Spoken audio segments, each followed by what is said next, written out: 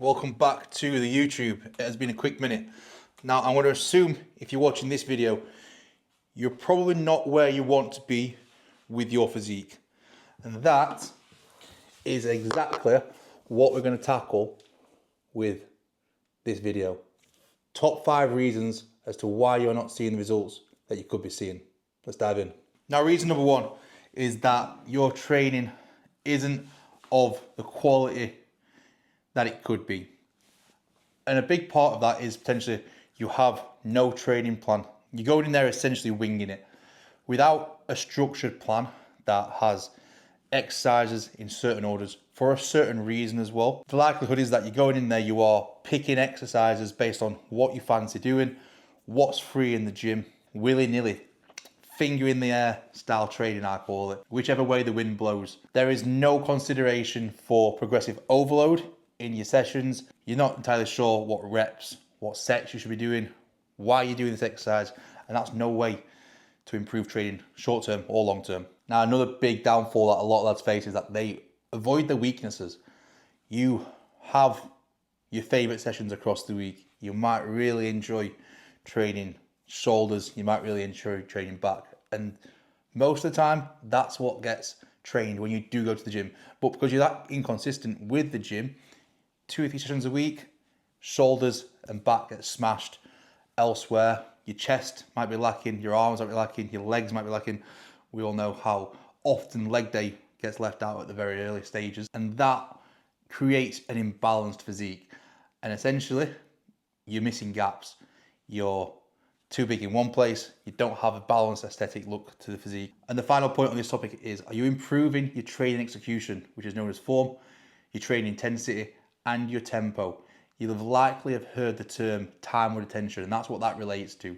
And it's working on those 3 specific points each time you go into the gym that I work on with a lot of my lads, and they are improving their training at such light speed from sending me training footage. And that's how we work inside Built for Growth. I analyze their videos for changes in slight cues for the training. Can I see them push an extra few reps out?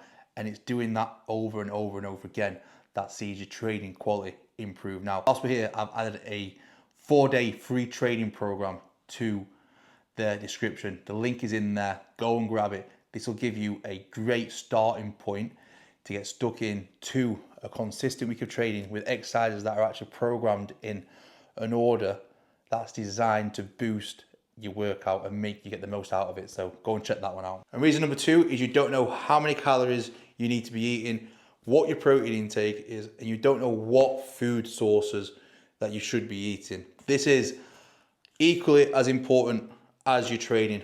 Making sure your nutrition is matched to what you're trying to achieve, whether that's putting on muscle, you need a calorie surplus, or you're trying to lose body fat, which we know we need a calorie deficit. I'll start by saying that there are 2 most important things that we need to be looking at this very stage. That is your total calories for the day and your protein intake. Your carbs and your fats we can come to down the line once you've got those 2 nailed. Right now, I'm gonna make my creamy for tonight because I know what I'm eating. I track my foods in my fitness pal. I know how many calories I need to be eating for the day, what a protein intake is. What I'm going to suggest here for you is that, as a very, again, finger in the sky way of doing this, is go onto Google, type in macro calculator, fill in your details, and you'll be able to get a rough idea of the calories that you need to hit your goal. And then for your protein intake, if you just stick to 1 gram of protein per pound of body weight, you will be fine for improving your body composition, whether you want to build muscle or lose body fat. I use that as a general rule of thumb for anyone starting out. Don't go lower, don't be afraid to go higher, but definitely don't go lower. Now in terms of food sources, it really isn't too complicated if you don't make it overly complicated for yourself. Go into the fridge, what have we got in here?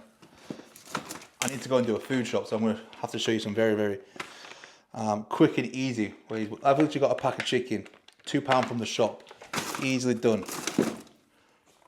Beef steak, 0% fat Greek yogurt, again another cracking protein source. In terms of carbohydrates, do not worry about eating carbs, they are not the enemy. rice, pasta. You can eat bread, do not worry about it. Oats, cereal. I try and stay away from really fast acting sugars, fast acting carbohydrates away from your workout window. One rule of thumb, guys, if you can help it, is try and keep a lot of your carbohydrates around your workout window. So that's pre and post workout. That is going to help improve body composition. Now, the third reason as to why you might be struggling to see results is that your weekends are causing havoc. You have this all or nothing mentality, which means you're going hard during the week, maybe training, but when it comes to the weekend, you have no button that you can press, which just allows you to maintain the same level of sanity. It is fuck it. Weekend is here. Let's get takeaways. Let's get the beers in.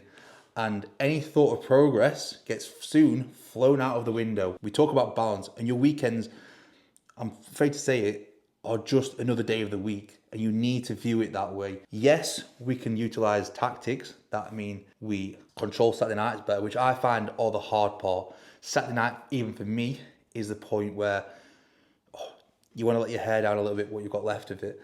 So for me, it's a case of keeping myself busy that Saturday night, have a meal that is something that I'm looking forward to, slightly higher calories than what you're eating during the week, but it's not going to be detrimental to your progress. You're not getting a takeaway that's full of greasy oils. You're not going out to a restaurant. If you're not dieting, then so be it. You can go out for a meal in a restaurant. It's going to do little damage. 1 or 2 meals across a week where you might be eating 40 meals, then it is really not going to be too much of an issue as long as you make sensible choices. Now, another point where people struggle at the weekend is boozing, and it is binge drinking especially.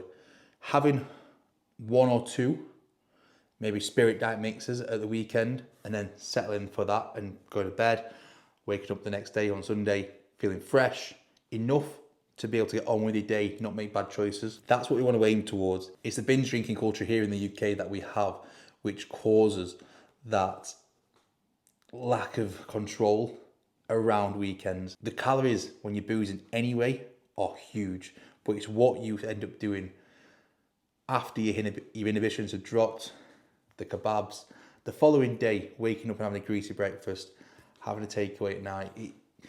2 days over the weekend, you can easily wipe out 3, 4, 5 even days, depends how hard you've gone, of progress in the week. Alongside that as well, if you do booze, your workouts are going to be non-existent, which is another topic. At the weekends, people will often get too busy, not prioritize their training at the weekends because they've got other things on. And your consistency with your sessions, consistency with your cardio, that routine you've got during the week does not carry over to the weekend. And then if you're adding extra food on top of that, whilst reducing your training, whilst reducing your cardio, your activity, it is a cocktail for regression. You need to start looking at weekends as just another day in the week if you want to make true progress going forward. Now, reason number 4 is that you struggle with your daily habits and routines.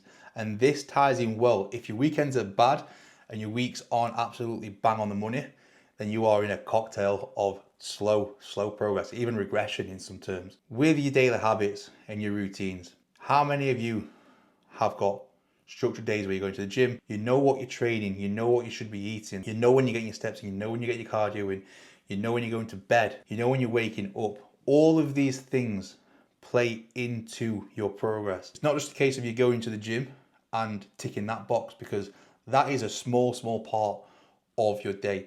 It's what you do in the other 23 hours of a day that has a huge role in your results. Now, this is where the one-to-one coaching within Built for Growth comes into its own. We don't just look at your training and nutrition. We look at the other 23 hours. I have a saying in the program that I will never make your life harder than it is already.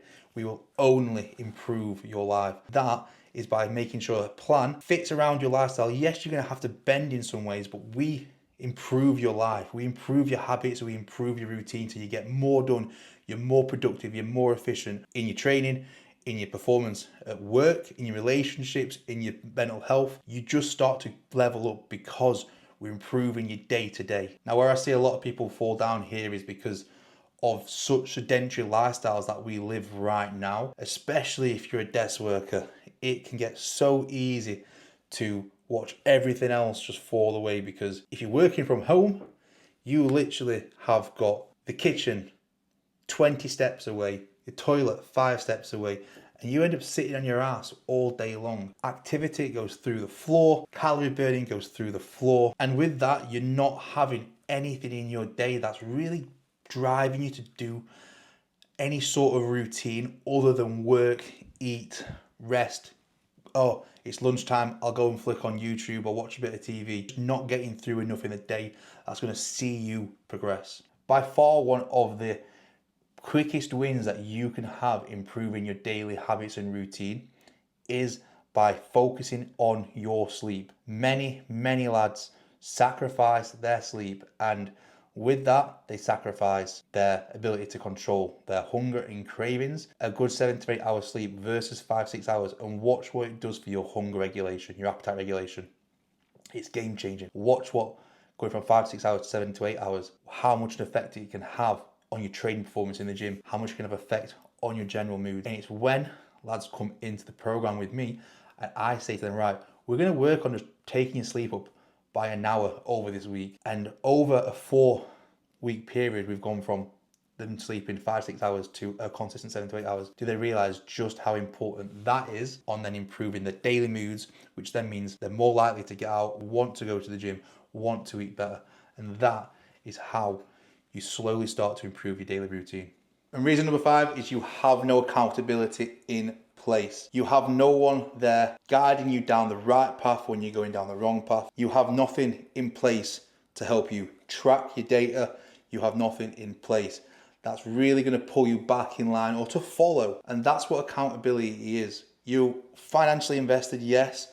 You're emotionally, you're mentally invested into somebody else. There is a reason why I, as a coach myself, have coaches, because it helps me improve myself, pushes me further forward at a faster rate. I have a physique coach in Ben, I have a business coach in Mike, and I can say hand on heart, getting these 2 lads on board has helped propel me forward. And you might be saying, Dan, why have you got a physique coach? You're a coach yourself. Right, I'll tell you why. It is because it improves me as a person. I make better choices on a more regular occasion, and that's what it can do for you too. Before I got Ben as my coach, weighed up, right, this is the investment. This is what I was spending on meals out that I didn't need to be having, shit takeaways, alcohol when I was drinking. I weighed that up alongside where I could be with investing in someone that's going to help push me to be a better person. And the upside was so much better. And that's what I try to rationalize with people who say, oh, coaching's too expensive sometimes. It's all relative. It's all how you approach that figure and what you think you're going to get out of it. Do you believe in yourself? That is a big part of accountability as well, is having some external motivation there, having someone to push you to be better, to make you want to be better as well. Now, the lads inside Built for Growth obviously all have that from myself, but we also have is the Built for Growth app, which I get huge reviews around.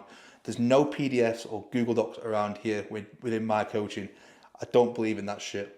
We use the app where you can track your food, you track your training. It is interactive. It is so useful for making sure that you just keep on top of your day-to-day alongside your weekly check-ins, which are again a huge part of accountability. Having a community of blokes, which is what I'm building at Built for Growth, and the team that we are growing is absolutely cracking. So if you're interested in that, I have got a few spaces open, so the link's in the bio. But if you're interested in trying out what one-to-one coaching feels like, I've got 4 weeks of free coaching. I'll put the link in the description below. And that's all for this video.